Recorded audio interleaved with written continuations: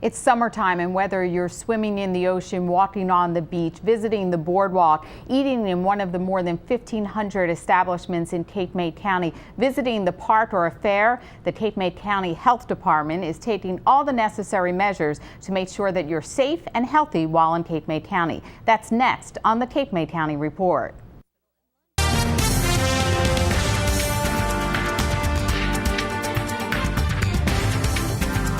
Welcome to the Cape May County Report. I'm Lenora Bonafonte, Cape May County Communications Director, along with Freeholder Christine DeBoer, and joining us today is Kevin Thomas, the Health Officer for Cape May County. Thank you for joining us. Pleasure to be here. Yeah. Freeholder, you are Freeholder of Health and Human Services in Cape May County. That encompasses Trest Haven Nursing and Rehab Center, the Department of Aging, Human Services, and of course the Health Department. All of these provide services not only that benefit our year-round residents, but our visitors as well. Why are these services so important here in Cape May County?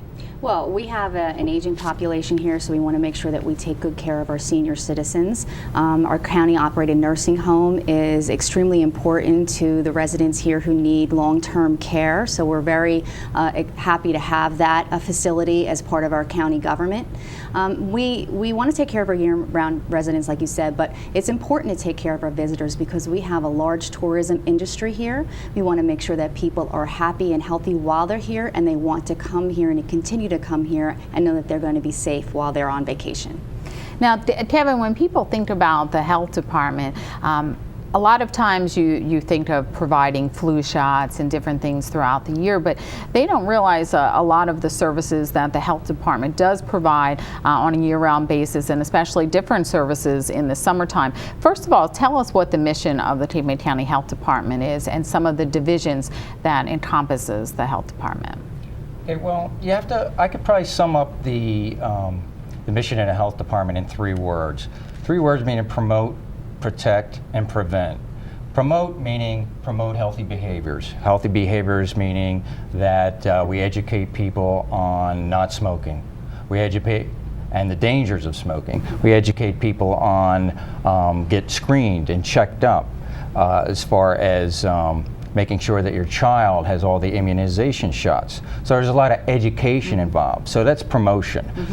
Protect means responding to hazards within the field, such as environmental hazards that a hazmat team, we have a hazardous material team that may respond to, or other hazards such as a pollution hazard that must be responded to, and the health department does that. So we're in the business of preventative medicine. The other thing is prevent. Prevent is a key word, meaning that we prevent outbreaks of disease. We prevent people from getting sick. When you get vaccinated, that prevents you from getting sick. It prevents you from passing that disease on. So that's basically the 3 words that I would sum up the mission of the health department. As far as the services, Cape May County Health Department, we have environmental health. Environmental health does restaurant inspections, pool inspections, beach water quality inspections. We also have a laboratory that does well water testing. So you want to know what you're drinking. You want to know what contaminants, if any, are in your drinking water. You can't sell a home unless you have your water tested. So we have that facility at the Cape May County Health Department. We also have public health nursing. And public health nursing is one that screens people. They screen people for cancer, and we screen people for lead poisoning, especially children. Vaccinations are the biggest part of what public health does in public health nursing. I mean, all the way from the measles, mumps, rubella shot to administering over 6,000 to 7,000 influenza shots every season. So those are the types of things we do, and those are the departments. Well, the health department really covers a gamut of services for Cape May County residents and visitors. And in the summertime, you have a number of programs that helps to promote safety and keep people healthy while they're here at the shore. Many people come to Cape May County and they want to enjoy our beaches and our ocean. Tell us about the Coastal Water Monitoring Program and what that does to ensure that the water is safe Okay.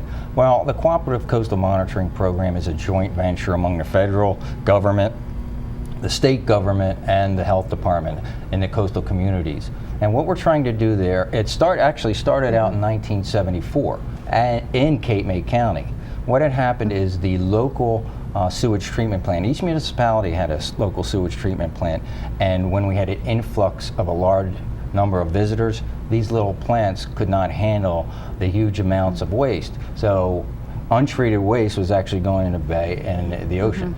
However, the federal government, through the Clean Ocean regulations and Clean Water Act, they actually gave Cape May County a large amount of funding for regional sewage treatment plant. Once the regional sewage treatment plant kicked in, then the effluent was treated properly, eliminated 90% or almost 99% of everything going into the oceans. What we have now is basically possibly stormwater runoff from rain, maybe a cross connection from sewer. The other thing that we look for, if we do find high bacteria counts, is if there is a problem area. Why is this coming up high all the time? Maybe there's a break. Maybe there's a sewer break in this area, and we have to look at it. So this program ensures that you're swimming in clean waters. Yeah, and it's very important that we make sure that we test those waters, that they're safe for the people who come here, whether they're living here all year round or they're visiting. And New Jersey has very strict guidelines and rules where we may close a beach where another state may opt not to for a certain level. So I think that's a wonderful thing that we're going to stay healthy in, and I think those guidelines should be as strict as they are. And we continue to monitor them, I believe, on a weekly or how often do we? Weekly Basis. Every So Monday. it's very important that we do that and we take the necessary precautions to keep people safe. Now, the monitoring program runs through Labor Day. Tell us how the program works. As Freeholder said, you go out and test. Tell us how the program works, Well, and what every areas you test. Okay, so every Monday we have two groups that go out and they run along the beach and gather ocean recreational water samples at bathing areas from Ocean City, Stone Harbor, from Wildwood, all around the Cape May Point. And within those municipalities, a total of 60 samples is collected. Now, once they collect those samples, they bring them to the laboratory. And what we're testing for is bacteria. Now, this bacteria takes 24 hours to grow. It's called an enterococcus. Now, if it reaches 104 colonies per 100 milliliters of sample, then that's the standard. If it goes over that, then we have to go back out, resample that area and a block north and south of that area. We test that again, and if it comes up high again, that area is closed. So we keep sampling until the bacteria levels drop, and then we open up that beach. Now, do you also monitor regional sewage treatment plants or that area, or how does, and Bat Bay areas?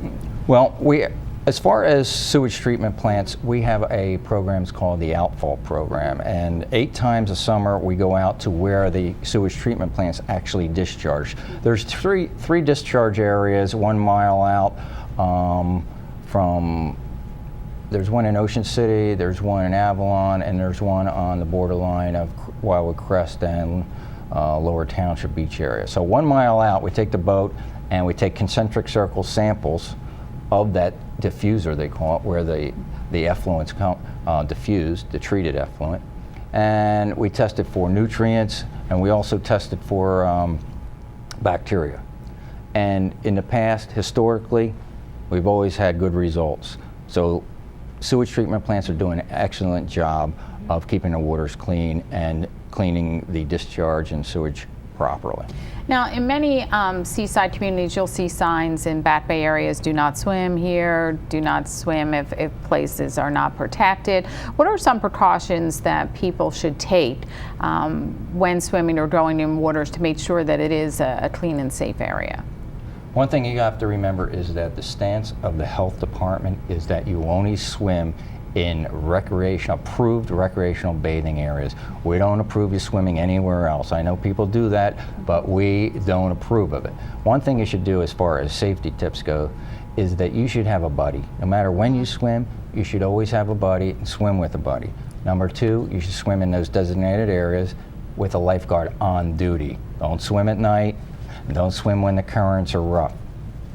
Now, when we talked about the monitoring program, and as the freeholder said, there's more stringent guidelines for testing in the state of New Jersey. What does that mean in terms of cleaner water, ocean water quality? Has it improved through the years here? Cape May County has just been listed in the paper as one of the cleanest areas. We have not closed the beach in many years. If we do close the beach, it's as a result of maybe a precautionary measure such as a break in a sewer line out in the street. But we've had excellent water quality within the last 10 years. I can't even remember maybe one beach in 10 years that has been closed. So when you're swimming in Cape May County, you're swimming in excellent water quality. As far as other states go, you know, sometimes they make up their own rules. New Jersey's very strict about what they do, and therefore we stay on top of what's going on in the ocean. If there's a problem, we address the problem. And if people have any questions or they're concerned to know if a beach is open or closed, what steps do you take to make sure that they're aware of that? There's a hotline, there's the website. We report all of our results to New Jersey Department of Environmental Protection, which posts them on a website called njbeaches.org. And also we have a hotline number at the health department. So if you really want to know what the beaches are, if they're open or closed, you can dial our hotline number at 463-6581. And it's important, freeholder, as you talked about with the tourists coming down before our residents, so that they know that when they go to the beach in Cape May County and they put their children in the water, that it's a safe place to go. Absolutely, and it's nice to hear that our county has been known for clean water and clean beaches. It's extremely important for more than one reason, but tourism especially, and it's great to be able to say that. And when tourists come to Cape May County, besides going to the beaches, a lot of people want to go out to eat. And in year-round, they can go to some 700 establishments in Cape May County. But in the summertime, there's over 1,500 different establishments that serve food that are open in Cape May County. And the health department inspects all of those to ensure that they meet the standards. Tell us about the inspection process that takes place so that people know that when they go somewhere, it's safe. Okay. Each establishment is to be tested at a minimum of once a year. We have pretty much 700 year-rounds and maybe 800 seasonals. So getting those seasonals done from May to August is a difficult task. So we're very diligent in getting those done. As far as the inspections go, there's a whole new set of regulations. Chapter 24 it's called. We are regulated by the state of New Jersey under the Department of Health and Senior Services to uphold all those regulations. Now, what we have now is a national standard for testing or for inspecting restaurants. And the national standard looks at everything from storage of the food, preparation of food, cooking the food, and serving the food. We actually have to observe from beginning to end on what they're doing and how they're preparing food and making sure that the temperatures are correct. There's new guidelines on temperatures and making sure they're below 41 degrees and holding temperatures. And when they're serving food, we have to make sure that the holding temperature is hot enough at 135 degrees. So there's very strict regulations for how you hold food, how you prepare food, and also as far as gloves go.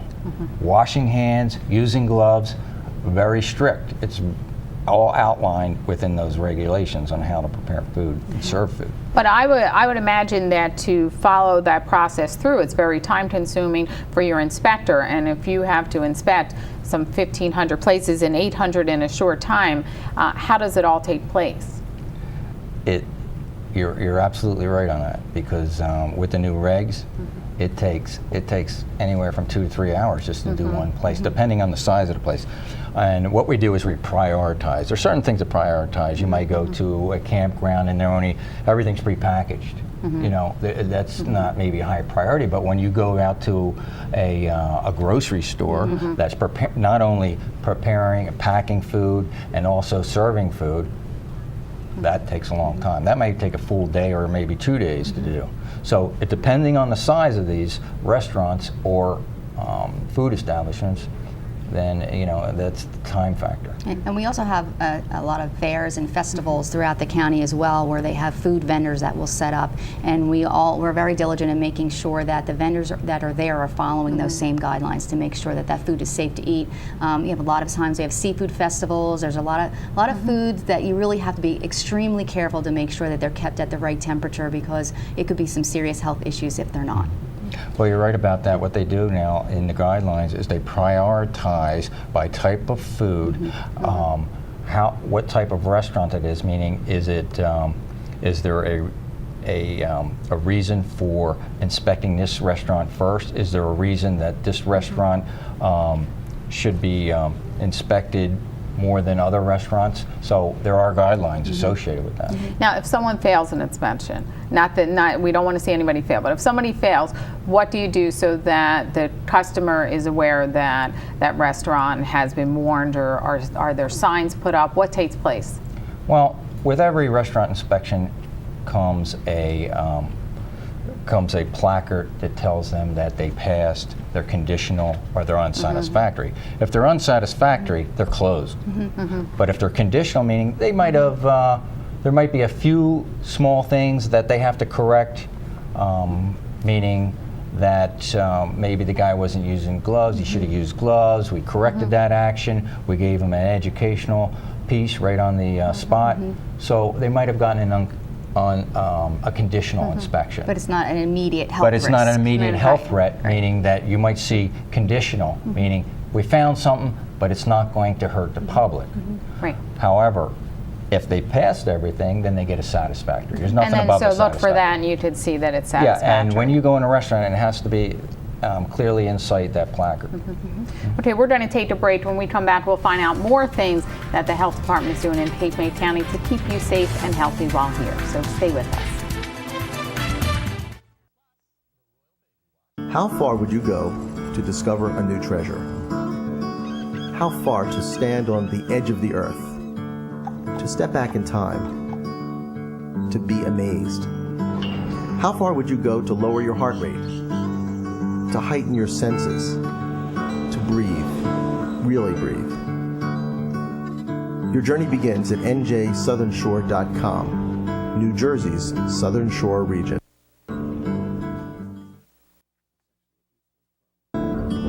How far would you go to feel young again? How far to capture the sun? To walk in the wild? To celebrate new traditions?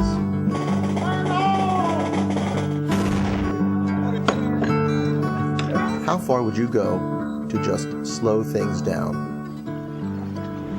Your journey begins at njsouthernshore.com, New Jersey's Southern Shore region. Welcome back to the Cape May County Report. I'm Lenora Bonafonte, Communications Director, along with freeholder Christine DeBoer, and we're talking today with Health Officer Kevin Thomas. And prior to the break, we've been talking about some of the different programs that the Cape May County Health Department has in place to ensure that when you're here visiting Cape May County, or whether you live here, that you're safe and healthy. Freeholder DeBoer, why is it important that the county takes that role to make sure all these programs are in place to ensure the health and safety of residents? Well, every county should be taking that role to make sure that all of their residents are safe at all times. Anything that we can do to make life healthier for people here is a good thing. For our visitors, obviously, we want them to feel safe to come here and spend their vacation time and make sure that they know that their children are safe on the beach, that they're safe when they're sitting in a restaurant eating, and they're safe when they're outside from animals and pests. So everything that we do is just to make life healthy and happy for everybody here. Now, Kevin, one of the issues that has come up this year that's more prevalent when you look at different things that people should be looking for, and it's the cases of rabies that in wildlife that have surfaced. Tell us about what exactly rabies are and what we should be concerned about. Right. Rabies is a viral disease. It's primarily carried by small mammals such as raccoons and skunks.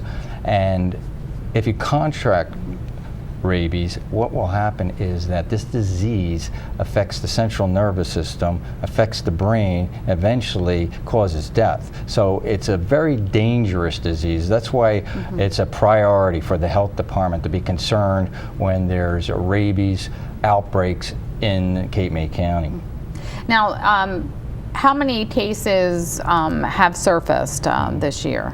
Well, this year we've had 22 cases within raccoons and skunks. We had 20 raccoons and 2 skunks, but that's unusual. I mean, for the last 10 years we've had like 1 or 2 cases. So what's going on here? It could be a population explosion within the raccoons, or it could be some other phenomenon where they're coming in to Cape May County through some other means. Now, in what areas are these rabid animals being found? Well, actually, they're evenly distributed throughout the mainland communities of Cape May County. We haven't really found anything along the barrier islands, but in the mainland communities, within the forested regions, that's where we found these specimens. Yeah. So now, once this has surfaced, what steps is the county taking to handle this situation? Well, the first and the most important thing is that pet owners get their animals vaccinated. That's the most important thing that you could do. I mean, there's free clinics. The health department gets free vaccine from the state health department. We give it to the veterinarians, and they open it up for clinics in conjunction with the local municipalities. So there's no reason why any pet owner should not get their dog or cat, and sometimes ferrets, vaccinated with the vaccine. That's the first thing you should do. Second thing is be aware that not to play around with an animal that looks like it's sick or looks like it needs help. If there's a raccoon that's out during the day, that seems dazed, that's a raccoon in trouble. Don't try to help it. You call your animal control, you call your police department. All right? If your dog is tangling with a raccoon, don't try to break it up, because that raccoon's going to bite you. So you call the animal control or a police officer to take care of that issue. The other thing we have is we're very proactive in Cape May County. We're the only county that has done this. I mean, there's other counties having the same experience with raccoons and rabies within the community. However, Cape May County is proactive, in which we've dropped what's called rabies bait. The rabies bait is in a fish meal, a hard fish meal with a packet of vaccine in it. So we've dropped 41,000 baits throughout the mainland communities, mostly by helicopter, a mosquito department helicopter, and by hand throughout the campgrounds and throughout the main corridors of Cape May County. Now, the idea behind this is to inoculate the rabbit, not the rabbit, but the healthy raccoons. Inoculate the healthy raccoons so their immune systems build up. So it's important that the county be proactive when situations like this arrive. Yes, and I can't stress enough how important, as Kevin had said, about having your animal vaccinated for rabies. Even if you don't think that your animal goes out very often, a lot of people think, well, my dog never goes out in the yard very quickly and back in again. It can happen. I know of a specific instance of someone in my own town that chose not to vaccinate their animal for rabies, was let out and was bitten, attacked, and by a rabid raccoon during the day. A family went out to try and save the animal and ended up being bitten themselves. So not only did they lose their pet because he had to be put down, but most of the family had to be treated for rabies as a precautionary measure. So just having that vaccination and following those guidelines for being safe can really save you a lot of pain and suffering. And one of the other programs, just briefly, that you have is we also test for West Nile virus. You have a program where you collect dead birds so that you can test for that as well. Yeah, back in probably year 2000, 2000, West Nile virus came through like a hurricane, and it swept across the country. And what it is that you have birds who contract this disease. Then you have a vector, which is the mosquito. The mosquitoes biting these types of birds, gathering the blood, and then they bite humans, and then the human, they get infected with the disease. So in order to monitor the situation, they test the birds that fall dead, and those are mainly crows and blue jays. So we have a monitoring system in place to see how the birds are doing within the environment. So people can contact the Cape May County Health Department at 465-1209 and have a bird picked up. And the birds must be crows or blue jays. And we take them to the State Health Department. State Health Department checks them for West Nile virus. We work hand in hand with the Mosquito Commission too. So if there's a group of birds that we found in a certain area that came up with West Nile virus, we're going to tell the Mosquito Department. Right. They're going to come out, they're going to spray adulticide and try to eliminate the vector situation. And our mosquito control has been very proactive in working to keep the amount of mosquitoes down, and they do that. The last resort would be any type of pesticide. They really try to do it naturally with various means, and making sure that we have removed standing water. They have new testing with copepods, which are from horseshoe crabs. There's all different things that they can do to control mosquitoes that they're working diligently. We have a wonderful facility here in Cape May County that people from other parts of the state come to use and see our facility for mosquito control. Now, when people come to Cape May County and the shore, they like to enjoy our beaches and go out in the sun. And one of the other areas where you talked about is, to prevent skin cancer and to be aware of cancer. You participate in the Choose Your Cover event. Freeholder DeBoer, you were very proactive to increase that program this year. Tell us about the Choose Your Cover event and why it's important. Well, that's a free skin cancer screening opportunity for people, no matter where they're from, when they're down here, that they can have free screening done for potential skin cancer. And since we all like to be out in the sun in the summertime, it's very important that we check to be sure that we're not at risk. So we've been doing that in Cape May every year, but last year I felt that it was important that we try to expand that and cater to the north end of the county. A lot of times, a lot of our services seem to end up at the south end, so we wanted to make sure that north end. So we added an additional event in Ocean City, and that was also very successful. So now we have 2 Choose Your Cover events in Cape May County every year. And there's one coming up in Cape May at Cape May Convention Hall on Saturday, July the 11th, where people can go and get screened. You worked with dermatologists, and they could get information and screening about preventive measures. Yeah, Dr. Paolini will be down there, and they'll be screening, free screening. It doesn't matter. There's no insurance involved. There's no fees involved. It's just a free screening process. And I know at Ocean City they screened 80 people. Yes, 80 people, so that was quite a lot. Yes. So the health department, as you said, you provide information, you protect people, you provide services. And one of the things you do, we have just a little bit of time left, we have a free county prescription drug card. Tell us briefly about that and how someone could get one. Okay, well, this is a discount card. The county prescription drug card is a discount card. If you don't have prescription insurance, then you can use this to get a major discount. Some of the discounts go all the way up to 75%. So using this card gives you a discount. It's not in place of a regular card. And there's no income eligibility requirements. No application. No application, nothing. It's very easy to get. You can get that at the county health department and get it online as well. And we're out of time, but thank you for joining us. For information about the health card and more, visit cmchealth.net, capemaycountygov.net. Until next time, I'm Lenora Bonafonte. See you on the Cape May County Report. Thank you for joining us.